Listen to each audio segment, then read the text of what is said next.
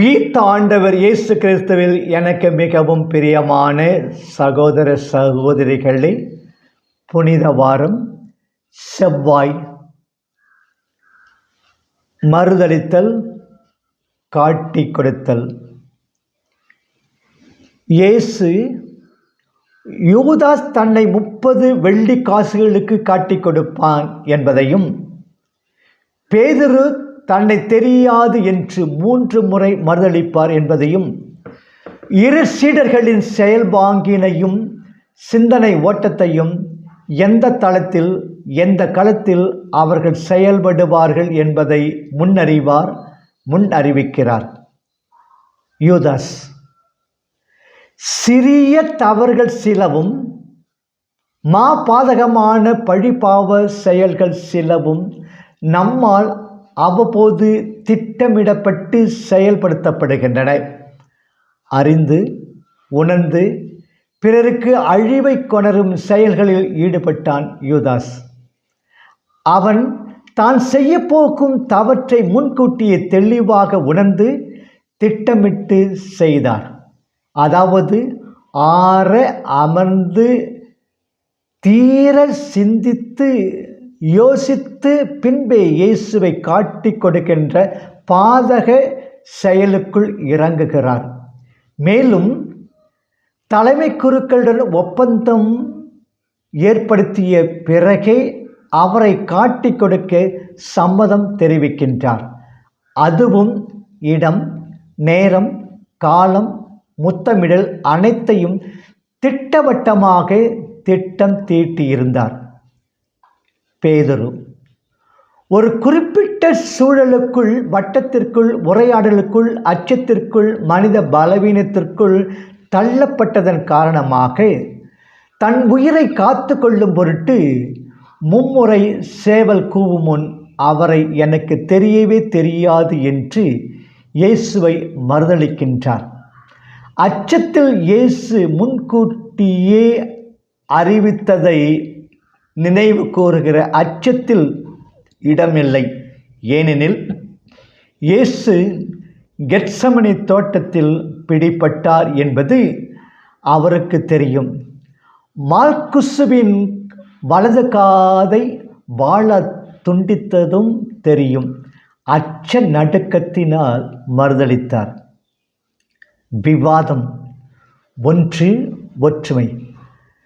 தவறின் பொருண்மையை கணாகணத்தை பொறுத்த அளவில் 2 சீடர்களுக்கு இடையில் அவ்வளவு வேற்றுமை இல்லை என்பது விவிலிய வல்லுநர்களின் கருத்து.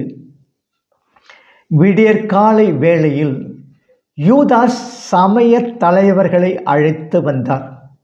முத்தமிட்டு காட்டி கொடுத்தார். பேதுரு விடியற்காலை வேளையில் குளிர்காயும் நபர்களோடு உரையாடலில் செய்வது அறியாது மாட்டிக்கொண்டார். 2 வேற்றுமை. திட்டமிட்டு செய்யப்படுகின்ற தவறுகள் மற்றும் பாதக செயல்பாடுகளிலிருந்து வெளிவருவது கடினமானது. தற்கொலையில் முடியும். அது தற்கொலையில் முடியும். தூக்கு மாட்டிக்கொள்வதிலேயே முடியலாம்.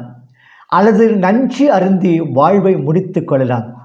அங்கு சுய பரிசோதனைக்கு இடம் இருந்தாலும் மென்மை உணர்வை விட கடின உணர்ச்சி மேலிடுவதாலும் இறுதி முடிவு அநியாய சாவில் முடிகிறது.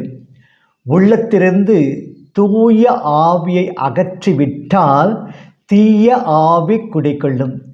அறியாமல் பாவத்தில் விழ நேரிட்டால் உடனே அதிலிருந்து வெளியே வர அழைக்கப்படுகிறோம். பேதுரு இயேசு மரண தண்டனைக்கு கையளிக்கப்பட்டதை எண்ணி மனம் வருந்தி தேம்பி அழுத்தார். சீமோனின் மகனே, நீ என்னை அன்பு செய்கிறாயா? ஆம் என்பதே அவரின் பதில். உறுதியான நிலைப்பாடு. அன்பின் உச்சம் உயிர்ப்பு. யாரைப் போல நான் அதிகமாக செயல்படுகிறேன்? பேதுருவைப் போலவா அல்லது யூதாஸைப் போலவா? நம்முடைய உள்ளம் பாவ நாற்றத்தால் உயிரற்ற உள்ளமாக, துர்நாற்றம் அடிக்கின்ற உள்ளமாக இருக்கும்போது நமக்குள் வார்த்தை வடிவமாக வருகின்ற இயேசு செயலற்றவராக மாறிவிடுகிறார். யூதாஸின் உள்ளம் பாவ நாற்றமெடுத்த உள்ளமாக, நம்பிக்கை துரோகத்தின் ஒட்டுமொத்த உள்ளமாக விளங்கியதன் காரணமாக அப்பத்துண்டை பெற்றபோது அவனுக்குள் வந்ததென்னவோ சாத்தான் தான். பேதுரு மனம் மாறி வாழ்நாளெல்லாம் நொந்து நொந்து வெந்து மடிந்தான். படைத்த திருமகன் நம் பலவீனத்தையும் ஆற்றலையும் நன்கறிவார். நாம் தவறும் பொழுதும் நாம் அவரிடம்தான் தஞ்சம் புக வேண்டும். பேதுருவுக்கு மனம் வருந்தும் வரம் அருளப்பட்டது. அதை பயன்படுத்தி கொண்டார். நம்பிக்கை அவருக்கு புது வாழ்வு அளித்தது. தன் இரத்தத்தால் இயேசுவுக்கு சான்று பகர்ந்தார். தவறும் பொழுதும் தடுமாறினும் அவரை தஞ்சம் புகுவோம்.